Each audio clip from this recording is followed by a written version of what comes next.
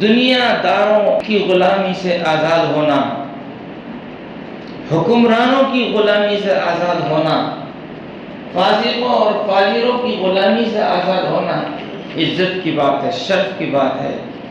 لیکن دین سے آزاد ہونا، شریعت سے آزاد ہونا، سنت سے آزاد ہونا مداہنت ہے، یہ بغاوت ہے، اور اگر اور بھی حد سے آگے آدمی بڑھ جائے تو یہ کفر ہے۔ دنیا داروں کی غلامی میں ہونا بے عزتی ہے، لیکن خدا اور رسول کی غلامی میں ہونا انسان کے لیے عزت اور شرف اور فخر کی بات ہے۔ اس لیے فرمایا یا ایھا الذین آمنوا اطیعوا اللہ واطیعوا الرسول۔ قرآن کریم میں ایک دو جگہ نہیں، جگہ جگہ یہ حکم دیا گیا ہے۔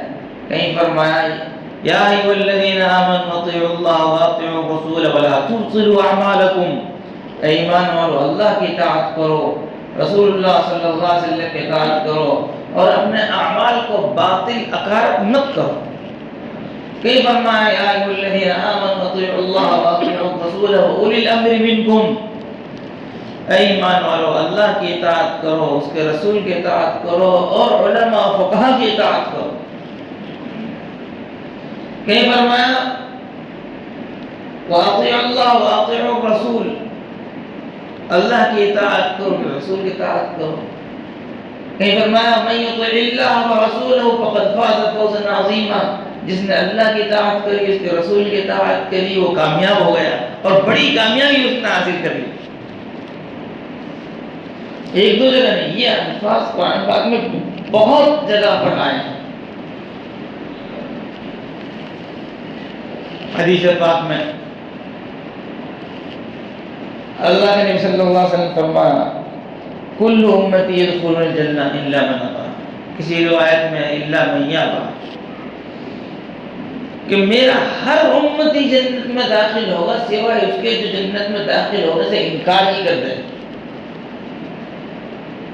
عجیب سی بات تھی نا جی، کیا فرمایا میرا ہر امتی جنت میں داخل ہوگا سوائے اس کے جو جنت میں داخل ہونے سے انکار کر دیتے۔ صحابہ نے فوراً عرض کیا رسول اللہ نہیں آبا،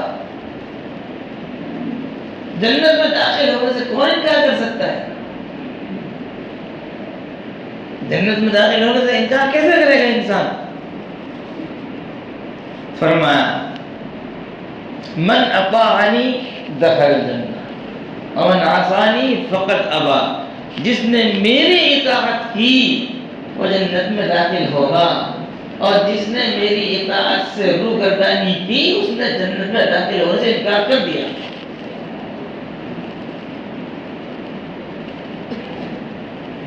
مطلب اور ٹرانسلیٹ بھی سمجھیے، سنت سے منہ موڑنا، سنت سے انکار کرنا، اس کا مطلب یہ ہوتا ہے کہ جنت سے میں داخل ہونے سے انکار کر رہا ہے۔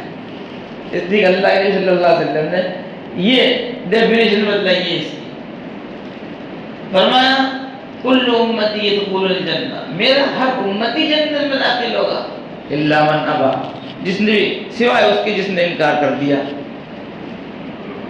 اب جب صحابہ کو تعجب ہوا کہ جنت میں جانے سے انکار کون کر سکتا ہے، تو اس کے جواب میں آپ نے یہ نہیں فرمایا کہ جو آدمی کہہ دے کہ صاحب میں جنت میں داخل نہیں ہوگا، نہیں، بلکہ فرمایا جو سنت سے روگردانی کرے، جو سنت سے منہ موڑے، جو سنت سے منہ موڑے اور جو سنت سے روگردانی کرے، یا سنت پر چلنے میں اپنے لیے بے عزتی سمجھے، یا سنت پر چلنے سے شرماتا ہو،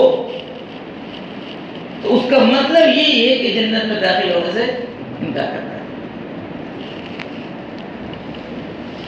دیکھیے امام الانبیاء سرور دو عالم حضرت محمد رسول اللہ صلی اللہ علیہ وسلم اصل الاصول ہے، وہ ساری کائنات کے امام ہیں۔ امام کی اقتداء سے آدمی کی اقتداء کامل ہو جاتی ہے۔ امام کے پیچھے پیچھے چلے گا، تکبیر تحریمہ سے سلام تک امام کا سلام پھرے گا تو مقتدی کی بھی نماز ہو جائے گی، اور اگر وہ آگے پیچھے ہوگا امام رکوع میں جا رہا ہے، یہ سجدے میں جا رہا ہے، امام سجدے میں جا رہا ہے، یہ قیام میں کھڑا ہو رہا ہے، تو اس کی اقتداء صحیح نہیں ہوگی، نماز نہیں ہوگی۔ تو اللہ کے نبی صلی اللہ علیہ وسلم تو آگے آگے ہے، ساری کائنات پیچھے پیچھے ہے۔ فرق اتنا ہے کہ حضور صلی اللہ علیہ وسلم کی منزل جنت الفردوس ہے، اور جنت الفردوس کا اعلیٰ مقام ہے۔ جو پیچھے پیچھے چلے گا، جو پیچھے پیچھے چلے گا، راستہ نہیں بدلے گا، وہ وہی پہنچ جائے گا جہاں امام پہنچے۔ اور جس نے اپنا راستہ چینج کر لیا، دائیں بائیں ادھر ادھر ہو گئے، تو وہ ادھر ہی جا کے گرے گا گڑھے میں۔ مثالیں بھی ایسی تھی حضور پاک صلی اللہ علیہ وسلم نے، سیدھی لائن کھینچی، اور سیدھی لائن کھینچنے کے بعد اس کے برابر میں پھر ٹیڑھی آڑی لائن کھینچی، اس طرح سے ایک لائن سیدھی کھینچی، پھر اس کے ایسے اس کے اوپر لائن کھینچی، پھر فرمایا کہ یہ تم سیدھی لائن دیکھ رہے ہو نا جی، یہ میرا راستہ ہے، یہ میرا راستہ ہے، تمہیں اس پر چلنا ہے اور ادھر ادھر دائیں بائیں نہیں مڑنا ہے۔ یہ بات ہم اور آپ سب مانتے ہیں، اور حدیث میں جو بتلایا گیا کہ نبی کریم صلی اللہ علیہ وسلم سے محبت کی علامت اتباع ہے۔ لا يؤمن احدكم حتى اكون احب اليه من والده وولده والناس اجمعين۔ تم میں اس وقت تک کوئی شخص کامل مومن نہیں ہو سکتا جب تک کہ ماں باپ سے اور اولاد سے اور سارے لوگوں سے زیادہ محبت مجھ سے نہ کرے۔ ہم مانتے نہیں مانتے بات، بالکل مانتے ہیں۔ ساتھ ساتھ یہ بھی فرما دیا لا يؤمن احدكم حتى يكون هواه تبعا لما جئت به۔ تم میں سے کوئی شخص اس وقت تک کامل مؤمن نہیں ہو سکتا جب تک کہ اس کی خواہشات میری لائی ہوئی شریعت کے پابند نہ ہو جائے۔ یہاں آ کر ہم گڑبڑاتے ہیں۔ دیکھیے، ہم چاہتے ہیں کہ خواہشات کے مطابق دین ہو جائے، خواہشات کے مطابق جیسی میری خواہش ویسے میں اس کو دین کر دوں۔ نماز تو پڑھنی ہے مجھے، لیکن ٹائم ٹیبل میری مرضی کے مطابق ہو۔ روزہ تو رکھنا مجھے، لیکن روزہ رکھنے کا طور طریق میری مرضی کے مطابق ہو۔ حج تو کرنا ہے مجھے، لیکن بم چلا کر احرام باندھوں اور بم پھوڑ کر احرام کھولوں۔ جنازے میں بھی پھول اور حاجی میں بھی پھول۔ یہ حج کا جنازہ نکالا ہے، عمرہ کا جنازہ نکالا ہے، یہ کیا مسئلہ ہے؟ تو ہم حج بھی کریں گے مرضی کا، عمرہ بھی کریں گے مرضی کی، نماز بھی پڑھیں گے مرضی کی۔ صاحب میں ذرا 5 ٹائم نہیں اٹھ سکتا، میں 3 ٹائم پڑھوں گا، 4 ٹائم پڑھوں گا، وہ نماز مرضی کی۔ صاحب میں ہفتہ میں 1 پڑھ سکتا ہوں، نماز مرضی کی۔ لباس بھی مرضی کا، کھانا پینا وہی مرضی کا، حتیٰ کہ عبادت کی تمام کے تمام اقسام مرضی کے مطابق۔ نبی کیا کہہ رہے ہیں؟ لا یؤمن احدکم، تم میں سے اس وقت تک کوئی شخص صحیح معنی میں مومن نہیں ہو سکتا، کامل مومن نہیں ہو سکتا، حتیٰ یکون ہواہ تبعا لما جئت بہ، جب تک کہ اس کی خواہشات میری لائی ہوئی شریعت کے مطابق نہ ہو جائیں۔ یہ شریعت ہے نا جی، سنت ہے، اس کو اپنے پیچھے پیچھے نہیں چلانا، بلکہ اس کے پیچھے پیچھے خود کو چلنا ہے۔ قرآن کا ایک نام امام بھی ہے، اور اللہ سے دعا مانگی کہ اللہ تعالیٰ تو ہمارے لیے قرآن کو امام بنا دے، اور امام کا مطلب ہوتا ہے آگے کے، اس کے احکام آگے ہیں، ہم اس کے پیچھے پیچھے ہیں۔ نبی کا ایک نام امام بھی ہے، اور امام کا مطلب آگے کے ہوتے ہیں، لیکن نبی کی تمام کے تمام شریعت سب اس کو بھی امام کہا جاتا ہے کہ اس کو آگے رکھا جائے گا اور اپنے آپ کو پیچھے رکھا جائے گا۔ آج ہمارا جذبہ یہ ہے کہ ہم دین کو، شریعت کو، احکام کو اپنے پیچھے پیچھے چلا رہے ہیں۔ بعض حضرات تو اس کا ترجمہ اور مفہوم بھی اس طرح بیان کرتے ہیں جیسے میری طبیعت چاہ رہی ہے۔ اب آپ یہاں غور کیجئے کہ ہم شریعت کے زیادہ پابند ہیں، سنت کے زیادہ پابند ہیں، یہ شریعت اور سنت کے مقابلے میں کوئی چیز کھڑی ہے؟ دیوار کیا ہے؟ دیوار ہماری رسمیں ہیں. یاد رکھ لو کان کھول کر، رسم عبادت نہیں ہے. ایک بات تو آپ یاد رکھ لو، رسم و رواج عبادت نہیں ہے. ذرا آپ بولیں گے، تکلیف کریں تھوڑی سی. رسم و رواج، زور سے اور زور سے، رسم و رواج عبادت نہیں ہے. چاہے شادی کی رسم ہو، چاہے موت المیت کی رسم ہو، رسم کوئی بھی ہو. یہاں تک کہ رسم رسمی کی نماز بھی نماز نہیں ہے. رسم رسمی کا سلام بھی سلام عبادت نہیں ہوا. وہ نکاح ہو جاتا ہے تو لوگ کہتے ہیں کہ چل چل کھڑا ہو کے سلام کر، تو وہ کھڑا ہو کے سلام کرتا ہے. اب یہ رسمی والا سلام ہے یا سنت والا؟ سنت والا کہتا ہے جب سب آ رہے ہیں اسی وقت سلام کرو، السلام علیکم. یہ سنت ہے.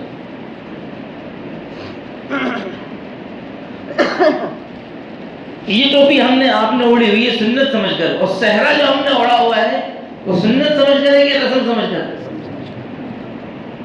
شادی میں بے شمار قسم کی رسمیں ہیں، اور خرچ بھی ہو رہا ہے اس میں، اور دماغ بھی لگ رہا ہے اس میں، لیکن ثواب نہیں مل رہا صاحب. کیوں؟ اس لیے کہ وہ اللہ اور اس کے رسول کو پیش نظر رکھ کر کیا جانے والا عمل نہیں ہے. دیکھو ایک بات سن لو، پوائنٹ کی بات ہے. مخلص آدمی رسم سے بچ سکتا ہے، اخلاص والا آدمی رسم سے بچے گا. اس لیے کہ جس کے اندر اخلاص ہوتا ہے وہ عمل اللہ کے لیے کرتا ہے. اخلاص والا بندہ عمل کس کے لیے کرتا ہے؟ اللہ کے لیے کرتا ہے. اور رسم اور رواج کا کرنے والا بندہ وہ رسم اور رواج کا بندہ ہوتا ہے. وہ کہتا ہے لوگ کیا نہیں، لوگ کیا نہیں، فلاں کیا کہے گا، فلاں کیا کہے گا. یہی تو اخلاص کی منافی چیز ہے. اخلاص کے اپوزٹ، اخلاص والا یہ دیکھتا ہے میرا اللہ کیا کہے گا، اور جس کے اندر اخلاص نہیں ہے وہ یہ کہے گا لوگ کیا کہیں گے. یہ رسم جو ہے نا جی، میں کسی ایک رسم کو ٹارگٹ نہیں بنا رہا، ہر رسم کے لیے کہہ رہا ہوں کہ واجب تک کے تو چھوڑ دینا واجب ہے.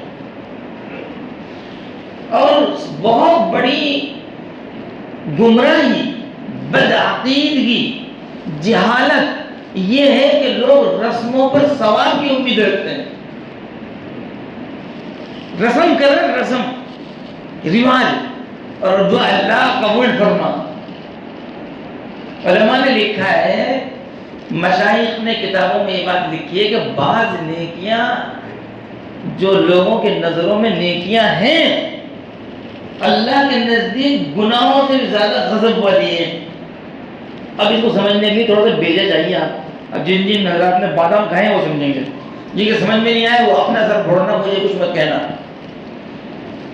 بعض نیکیاں ایسی ہیں جو بظاہر نیکیاں ہیں، حقیقت میں نیکیاں نہیں ہیں، کہ اللہ کو ان پر گناہ سے زیادہ غصہ آتا ہے.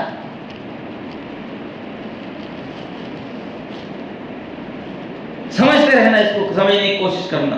اور وہ نیکیاں وہی ہیں جو بندوں کے نظروں میں نیکیاں ہیں، اللہ کے نظروں میں وہ نیکیاں نہیں ہیں.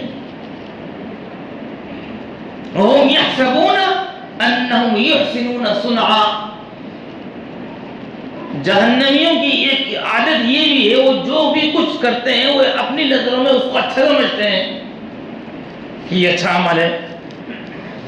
رسم اور رواج کی حقیقت بھی یہی ہے. سب سے بڑی برائت اس میں یہ ہے کہ سنت سے مقابلے میں آتی ہے. ہر رسم سنت سے روکتی ہے. چھٹی رسم ہے کہ نہیں، لیکن ایک دن پہلے آ کے کھڑی ہو جاتی ہے، کل عقیقہ آ رہا ہے تو 7ویں دن تو نبی کے مقابلے میں ابو جہل بن کر، ابو لہب بن کر سنت کے مقابلے میں 7 دن سے پہلے ہی آ کے کھڑے ہو جاتی ہے ایک چھٹی. عقیقہ کو نہیں گھسنے دوں گی، عقیقہ کو نہیں آنے دوں گی. عقیقہ کا مقابلہ کرنے کے لیے یہ چھٹی جاتی ہے. کیوں؟ وہ تو 7 دن آئے گا نا.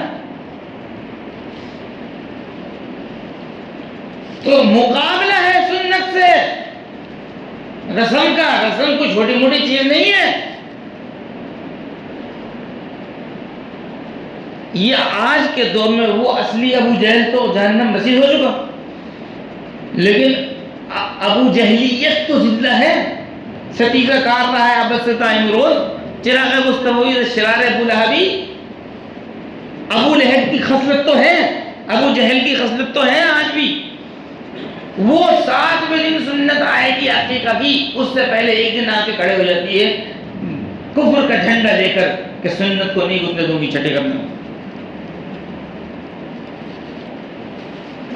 موت کی رسمیں ہیں اور لوگ ان رسموں میں ثواب سمجھ رہے ہیں اور اللہ سے دعا کر رہے ہیں, اللہ ہم نے یہ جو سیموں کی رسم کی ہے اس کو تو قبول فرما. لاکھ پڑے گی فرشتوں کی انشاءاللہ. اس لیے میرے عزیزو میرے دوستو, انسان کو اللہ نے پاگل پیدا نہیں کیا, اس کو عقل دی ہے, اس کے لیے نبی بھیجا ہے, سنت موجود ہے, شریعت موجود ہے, قرآن موجود ہے, حدیث موجود. تو ہمارے نبی کی شان ہے, ایک سنت زندہ ہے. اس لیے میرے عزیزو میرے دوستو ہمیں یہ بات یاد رکھنی چاہیے, انسان کی کامیابی صرف اور صرف اللہ کے محبوب کے طریقے میں.